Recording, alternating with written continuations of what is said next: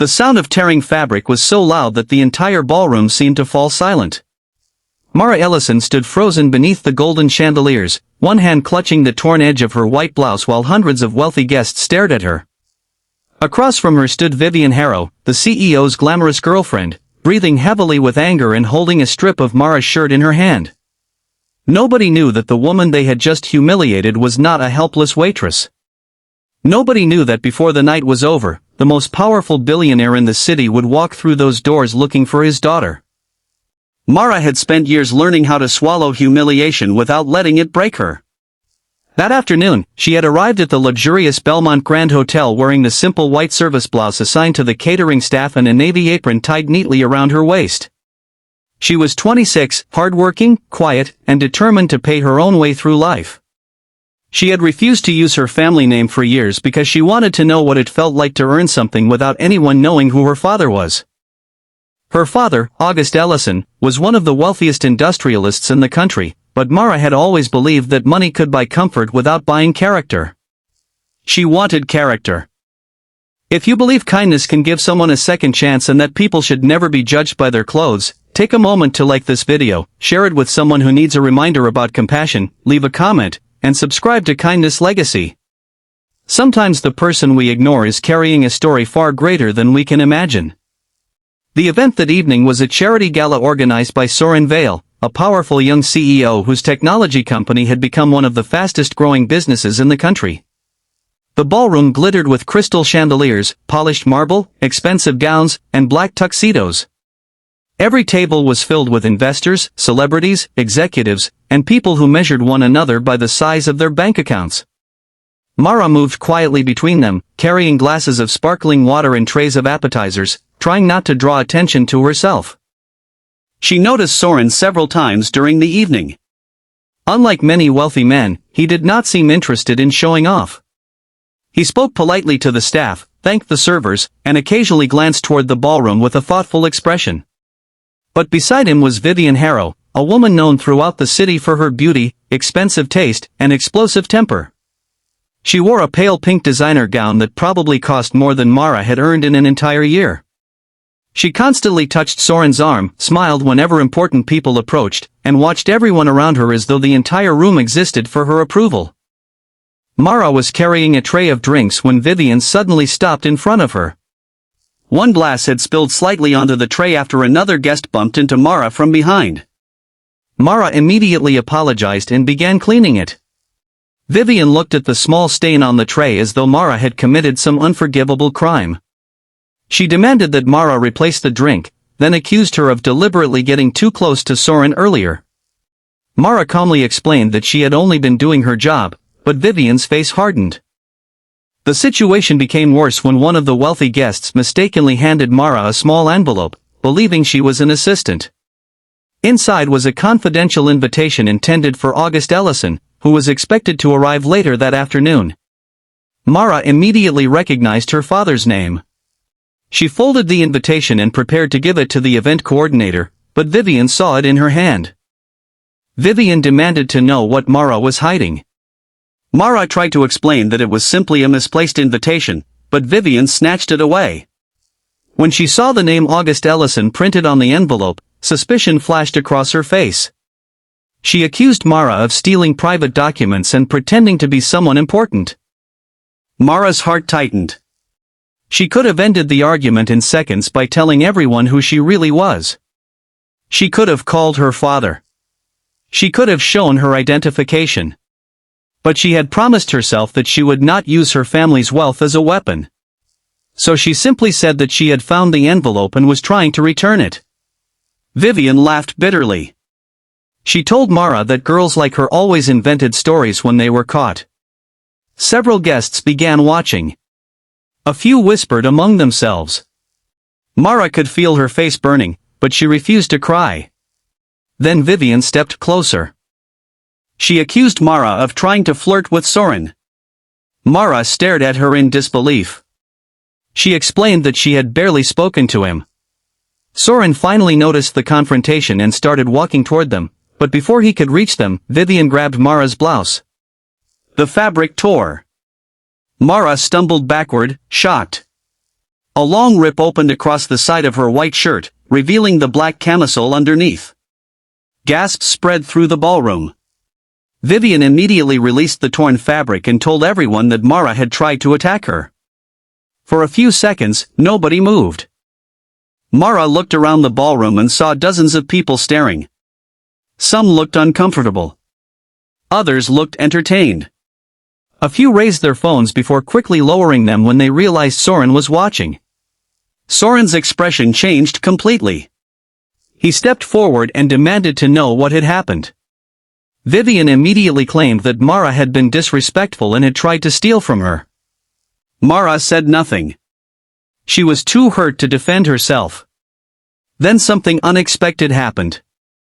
An elderly hotel employee named Mrs. Celeste stepped forward.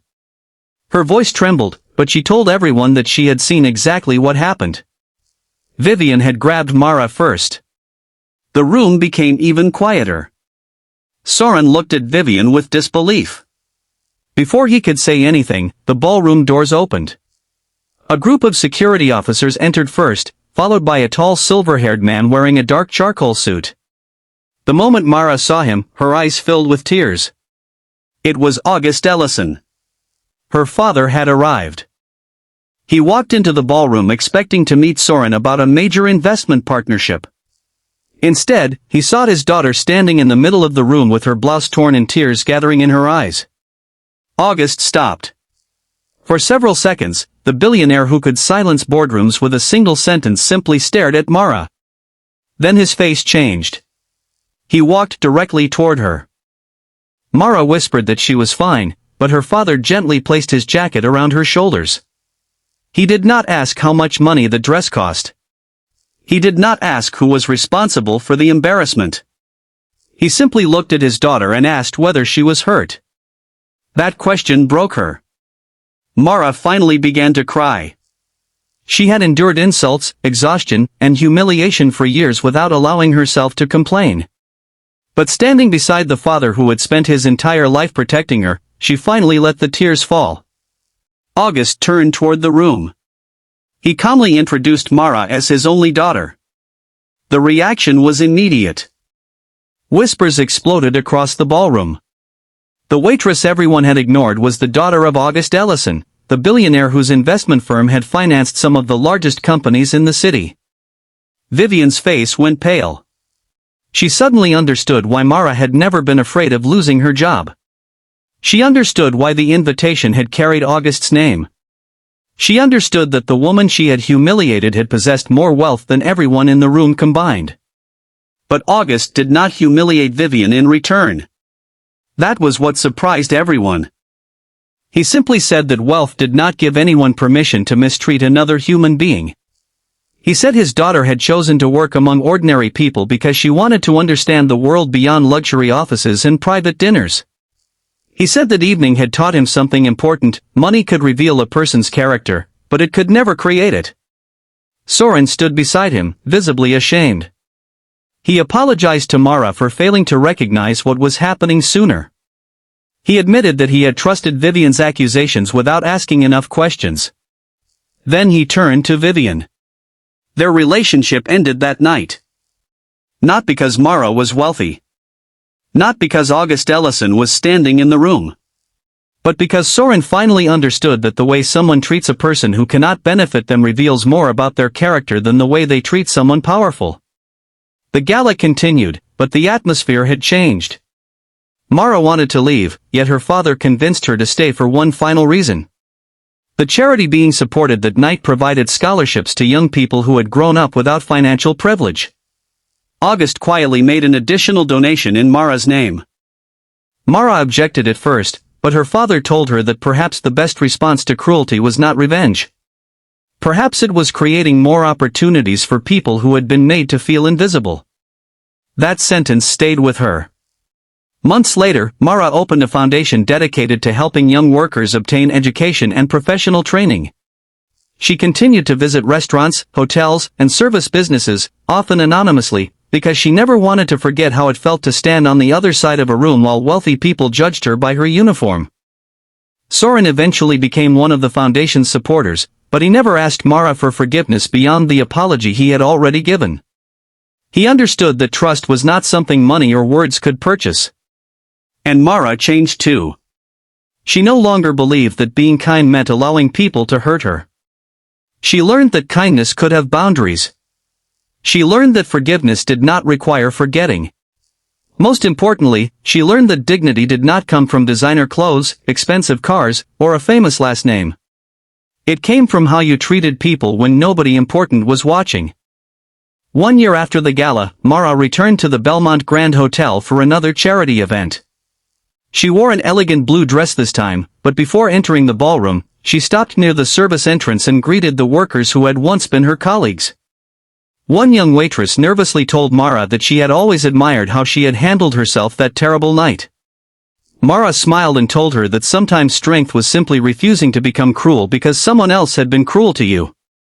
As the ballroom doors opened, sunlight from the late afternoon streamed across the marble floor, making the chandeliers sparkle above her. Mara walked inside with her head held high, not because everyone now knew her name, but because she finally understood that she had never needed anyone's permission to know her own worth. If this story touched your heart, please like the video, share it with someone who believes in kindness, and subscribe to Kindness Legacy. Your support helps these stories reach people who may need a little hope today.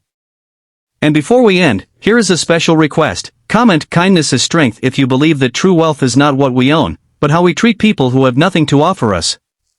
Because sometimes, the person standing quietly in the corner is not waiting for someone to save them.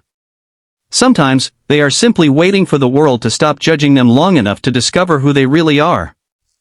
And sometimes, the greatest revenge against cruelty is to remain kind.